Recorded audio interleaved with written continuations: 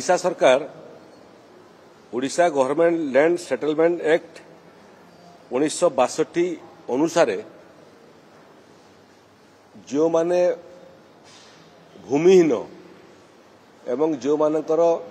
निजस्व घर डीह नहीं से समस्त को वसुंधरा योजना रे 4 डिसिमिल लेखा जमी देवाई निष्पत्ति करथिले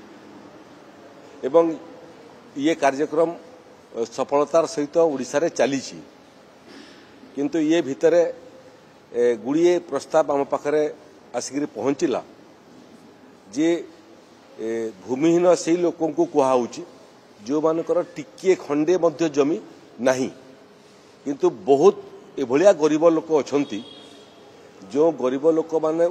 उत्तराधिकारी सूत्र रे अजा बापा ठारू गोटे डिसिमिल अधा डिसिमिल एभलिया मध्य जमी अच्छी जो मानकु भूमिहीन बोलिक गणति करा जाऊ नहीं किंतु अधा डिसिमिल रे जनकर घर हेई परिबो नहीं तेणु Odisha government land settlement rules जोटा 1983 रे थिला जोंथिरे भूमिहीन मानकर परिभाषा धार्य होइतिला सेक्शन 2 रो सबसेक्शन 1 रे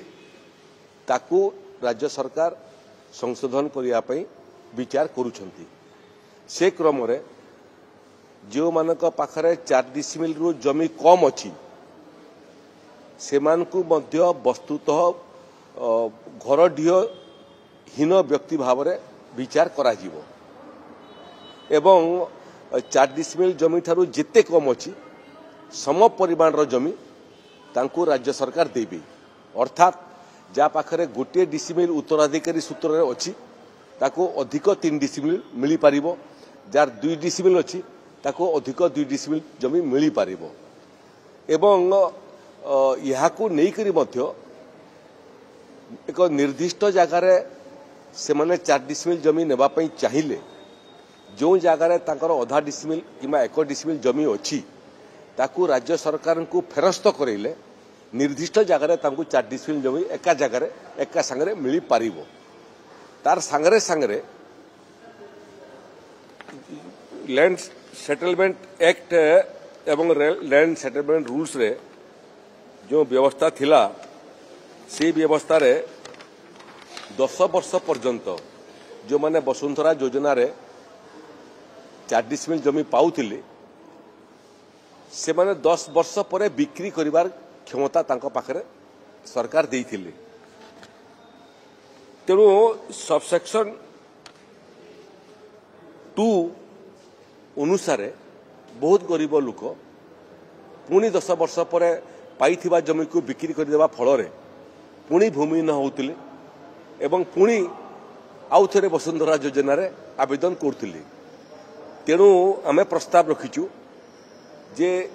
थरे जो मान को वसुंधरा योजना रे भूमिहीन लोक को जमी मिलिबो तार जमी आउ बिक्री ही पारिबो नहीं उत्तराधिकारी सूत्र रे जो माने तार उत्तराधिकारी थिबे से मानक पाखक ऑटोमेटिकली तार अवर्तमान रे पळेबो ये दुईटा संशोधन प्रस्ताव जोटा आसीची सेतिरे लोकंकर मतामत नेबा पई हमर व्यवस्था रे 30 दिन पर्यंत प्रोक्लामेशन करा जाय नोटिफिकेशन दिन ठारू